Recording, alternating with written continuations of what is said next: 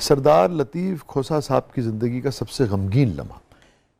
देखिए, मेरा जवान बेटा जो एचएसएन कॉलेज में पढ़ता था 9th क्लास में, 10वीं में, 15-16 साल का था, वो एक्सीडेंट में आया हुआ था, घर आया हुआ था, गाड़ी लेकर गया है, ड्राइवर साथ हम भेजते थे। अभी 15 साल का बच्चा, मतलब है ये एक होता है। वो उसने उसको 500 रुपया दिया और उसको कहा तू इधर जा, और दोस्तों के साथ वो चला गया। और उसका बाद एक्सीडेंट हुई तो गाड़ी में उसका जो है वो, मैं इस्लामाबाद में था तो मुझे इतला मिली तो मैं जहाज़ लेकर, उन्होंने एक जेट छोटा दिया, मैं लेकर गया। और उसके बाद उसको जो है वो वेंटिलेटर पर था और 17 दिन वेंटिलेटर पर रहा, लेकिन ब्रेनी डेथ हो गई थी। हम यहाँ से न्यूरोसर्जन्स भी लेकर गए, डॉक्टर इफ्तिखार राजा उधर होता था, इधर कोट लखपत में हॉस्पिटल में, जो दूसरे सबसे पाकिस्तान के मशहूर न्यूरोसर्जन थे, उनको भी लेकर गए।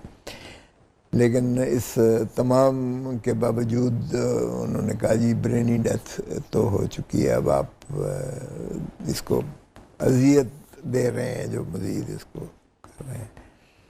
तो वो भुट्टो की जिस दिन डेथ हुई है, उसके उसी दिन जो है उसकी भी फिर हमने वो जो है डेथ हुई, तो वो जाहिर है बहुत पेनफुल था। फिर वो हमारा जो सारा वो लाइफ की डाइवर्शन हुई, उसकी माँ जो है वो भी फिर उस घर में ना रह सकी। और गाड़ी तो खैर बिल्कुल नई थी, स्मैश, वो तो गाड़ी को तो खैर कौन परवाह करता है, बट अभी भी वो जाहिर है कि वो जब वो आता है जहन में या सामने नक्शा आता है तो वो तकलीफ थी। और वो इतना कॉम्पिटेंट बच्चा था, इतना काबिल था कि वो कहते थे कि इसको जो है ये स्कॉलरशिप पे हमने भेजना है बाहर, वो प्रिंसिपल कहते थे।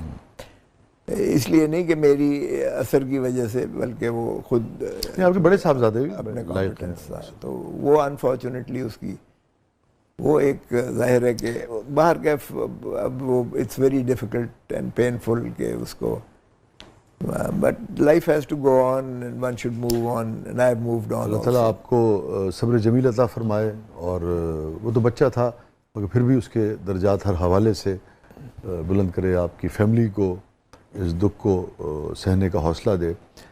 अगर मैं आपसे ये पूछूं कि एक ऐसा आदमी, आप आम आदमी तो नहीं है, लाज़िम बात है, एक ख़ास तरह का मर्तबा हमेशा से आपको हासिल रहा, इम्तियाज़ हासिल रहा, ताकत हासिल रही, कम रही ज़्यादा रही, मगर एक अशराफिया का आप निस्बतन हिस्सा रहे। तो मतलब एक आम आदमी से एक हट के जो एक वो होती, मगर कितनी सरदार लतीफ़ खोसा साहब की ज़िंदगी इस वाक़े के बाद बदली है, कितना चेंज आपने महसूस किया ज़िंदगी को देखने में, समझने में, बरतने में? नहीं, मुझे यही एहसास हुआ और वो आज तक कायम व दायम है कि ये ज़िंदगी बड़ी आर्जी है। इसलिए आई वर्क 24/7 और मैं कहता हूँ कि मरने से पहले मुझे मरने का कोई शौक़ नहीं है। So I should do something good before I die, so I keep on working and working and working. और मेरी ज़िंदगी का एक जोहद मुसलसल है जो आज तक कम नहीं हुआ है। खोसा साहब, सबसे तल्ख तरीन याद? देखिए, बीबी की शहादत जो है, बेनज़ीर भुट्टो की शहादत, ये बड़ी, और अनफॉर्चुनेटली चूँकि बेनज़ीर भुट्टो मेरे घर में भी ठहरती थी और बहुत ही बहन की तरह बेटी। हमारे यहाँ बलोचों में ये होता है कि अगर कोई न्याणी आपके घर ठहरे तो वो आपकी माँ भी होती है, बेटी भी होती है, बहन भी होती है। तो वो अपना एक जोबन पर आई थी जिस वक्त आखिरी मर्तबा आई थी, तो वो इतनी मैच्योर होकर इतनी इंटरनेशनल एक फेम की जो है, एक एसेट नहीं होता किसी कौम का, एसेट, बिल्कुल एसेट, इतना कुछ सीखा। तो वो that was really something which I think destroyed the fabric of this society and the country. वो मुल्क के लिए बहुत बड़ा नुकसान था मेरे। अब आप पीटीआई का हिस्सा हैं, लेकिन अगर मैं दो लफ्ज़ों में आपका जवाब चाहूँ कि उस वक्त जो ज़रदारी साहब ने जो सारे हालात थे और उन्होंने जो कहा कि पाकिस्तान खपे, आज भी जब आप पीटीआई का हिस्सा हैं उस मोमेंट को और ज़रदारी साहब के उस जुमले को कैसे देखते हैं? देखें, हम तो ये है कि पाकिस्तान के लिए, अवाम के लिए, आइन के लिए, कानून की अमलदारी के लिए उसके लिए तो हम पीपल्स पार्टी में भी थे। आज जब पीपल्स पार्टी ने अपनी बेस छोड़ दी, मैंने मुखालफत की सीईसी में, सेंट्रल एग्जीक्यूटिव कमेटी में। मैंने कहा खुदारा आप नवाज शरीफ के साथ मत जाइएगा, ये भुट्टो की कूक से जन्म लेने वाले हैं, ये भुट्टो के कातिल हैं, बीबी की गंदी तस्वीरें इन्होंने आसमान से फेंकी थी। आपका ये कहते थे कि गर्दन में इनको जो है रस्सी डालकर चौकों पे लटकाऊंगा और खंजर मार के पेट से डॉलर निकालूंगा। तो मैंने कहा कि दो ही यहाँ पीपल्स पार्टी वाला मुस्लिम लीग नून को नहीं कभी एक्सेप्ट करेगा, नजरियाती कारकुन जो पंजाब का कम अज़ कम है, तो खुदारा ये ना कीजिएगा। कर दिया। और फिर मैंने कहा कि बिलावल को खुदा का खौफ करें, बिलावल को कभी शहबाज शरीफ का वज़ीर ना बनाना। एक बड़ी रिच लेगेसी है, वो भुट्टो का नवासा है, बेबी का बेटा है, उसकी फाइलें लेकर जो है वो करे, तो ये ना करना। उसको भी वज़ीर बना दिया। और उसके बाद जो है ये पावर पॉलिटिक्स में चले गए, पीपल्स पॉलिटिक्स छोड़ दी, आइन की इनहराफ शुरू किया, कानून की धज्जियां उड़ा दी। फिर बड़ा मुश्किल था। अब भी मैंने अगले दिन भी कहा, मैंने कहा अगर इमरान खान भी ये काम करेगा तो I will still be on the people's side.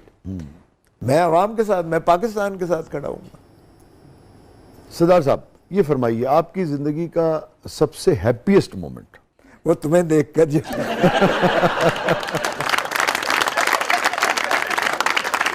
हाँ, जब मैं गवर्नर बना था तो वो जाहिर है एक फैमिली को प्राइड मिली थी।